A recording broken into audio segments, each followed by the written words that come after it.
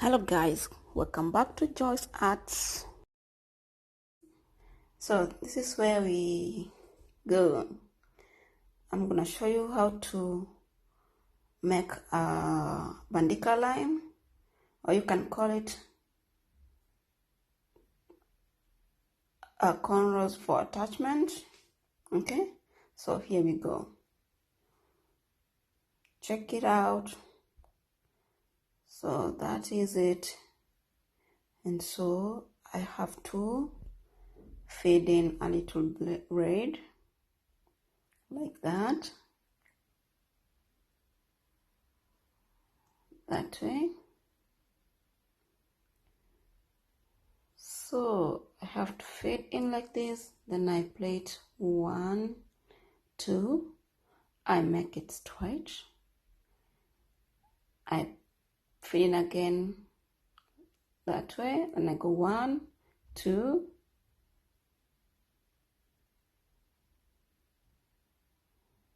so I'm gonna fade in again like that.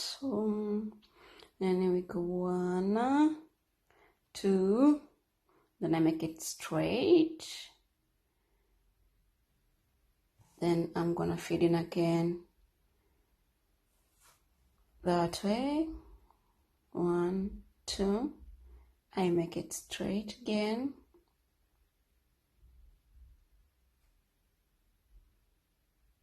then the same process.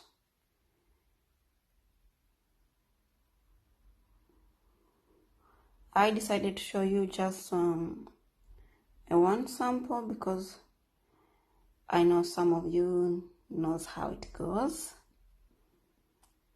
Okay, you see, but some they don't know how it goes also, so it's better I do A to Z today. Okay, so this is how it goes. You have to add your braid, then you turn it 2 times, then you continue. Okay, you can add the braid depending on the size you want. Okay, if you want medium, you have to add medium braid. If you want it to be big, you can add bigger braid, so and so. If you want it to be small, you can also add just a little strand of braid so that it can come out the way you want. Okay, so as you can see, I'm adding now the golden braid, or you can call it blonde. Okay, it's number 27. Number 27. So I'm gonna add now the last strand of braid because I know it's the size I want. So you see, medium size. And so I'll have to plait it until the end, and I'll have to make it tight until the end. Okay, and this is how it looks.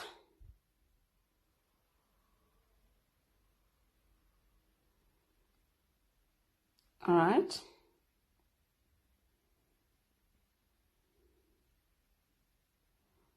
and so I'm ready to show you the procedure on how you can attach it on your client's head. And today I have my head dummy here, and so I'm parting the hair according to the size I want. Okay, remember to part your hair according to the size of the strand that you've just made. Okay, so I'm plaiting just a normal line, just a normal line. You can part the line twice if you want to make it to be flatter, or you can just plait it just single strand like that. Okay, it depends on how you like it.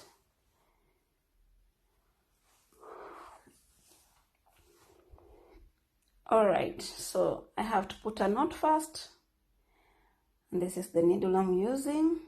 You can see, curved needle.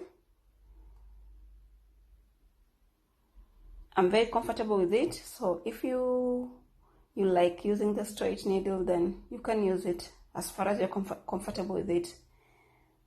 Okay, so you can see the tips, the way they look, and so I'm ready to start weaving them, and this is how we do it.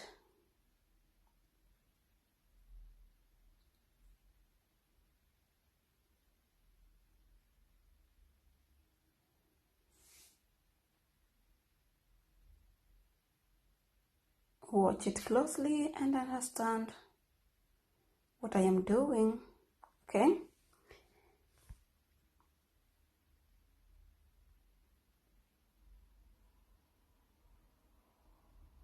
so I have to place the needle again until there where I started to plait the line, that way. And so here I have to place this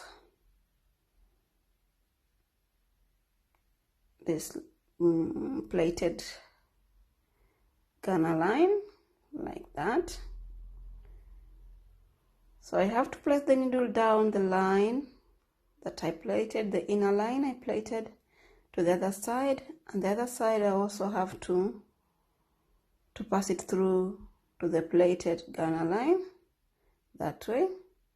And I'll have to pull the needle out and the thread like that. Sorry. And so make sure you, when you knit the first place, you have to make it to be a little bit tight, but not tight that the client can't breathe, please.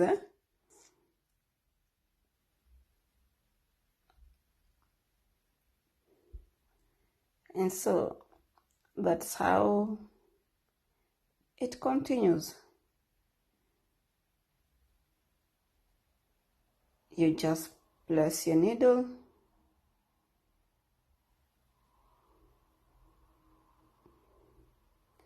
down the line, that way, and then you have to attach the other part of the knitted braid.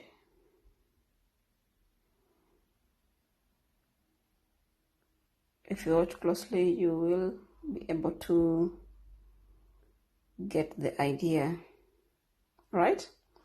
Good.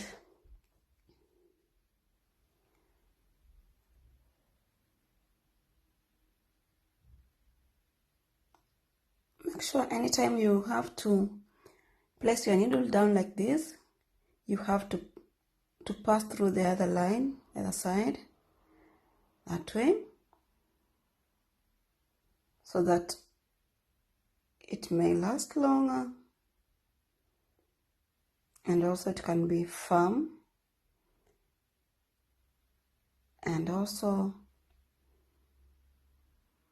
it can be good not to be able to be turned around. Okay,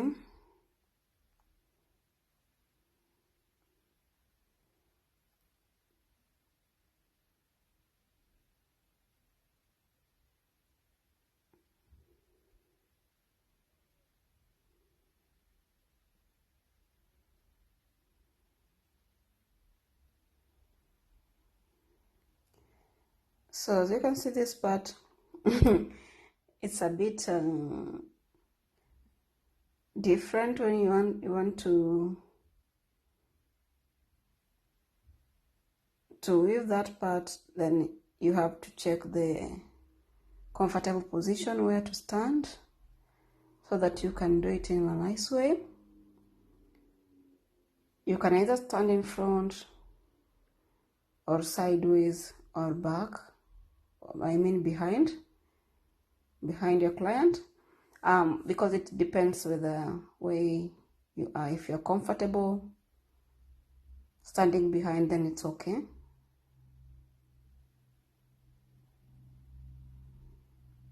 All right.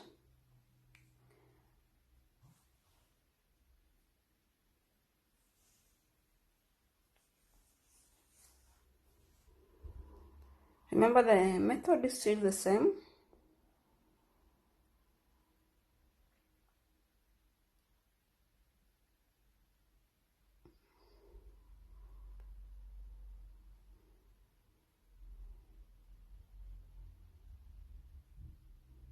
Remember, when you pull the thread, don't pull it with too much force, because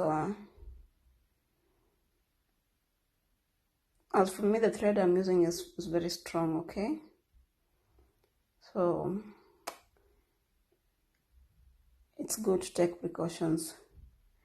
Now you see here at the end, or at the end of plaiting, if you wanted to get such a style there, you can leave it there like that, okay? If you want to make an updo style, you can reach there and then you cut the thread. All right.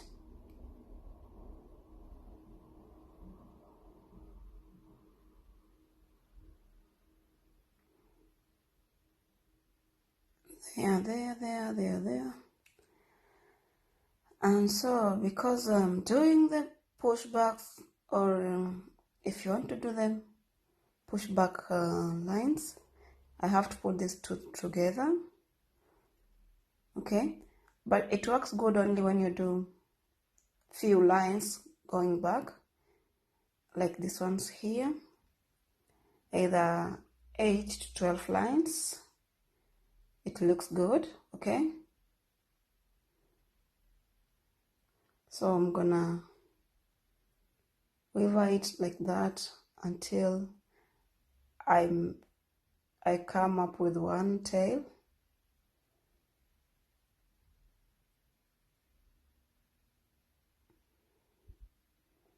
That way.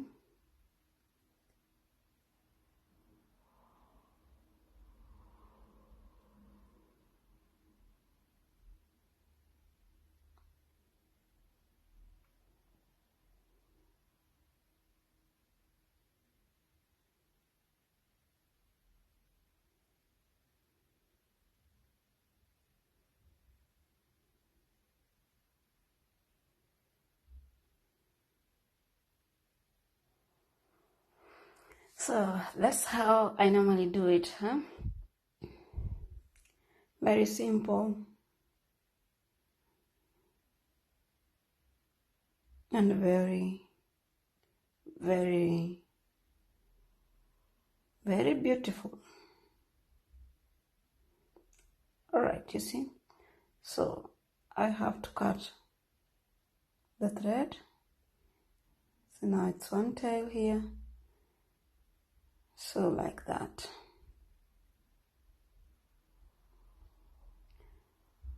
And so I have to do the second line. But before, you see, this one is very tight. See?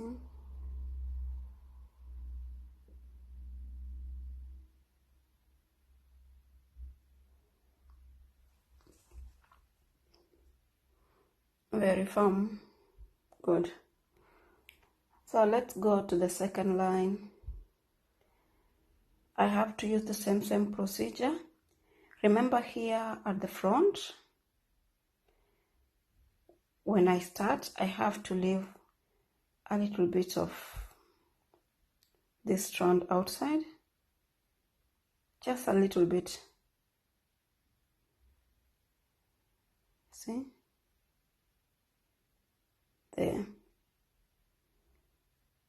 don't leave it too long, because if you leave it too long in front or on the forehead, it looks so artificial. So you just leave a small part of it. Okay.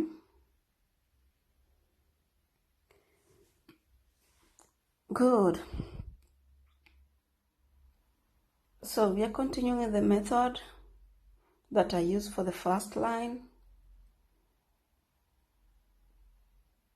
You lay your needle under the line like that, the plaited line. Then you have to attach it to the other side of line. So these lines, you can make them with such style like this one on the screen here. Okay. You can use the same method to make many styles. Sideways, updos, as in I mean on center. And that's how it is. Okay, you can make like this one here also and style it in a nice way. And then you can also crisscross it like this small picture here. And that is it. And so guys, I hope you got something or an idea on how to do them. Thank you so much for watching, for your support, for your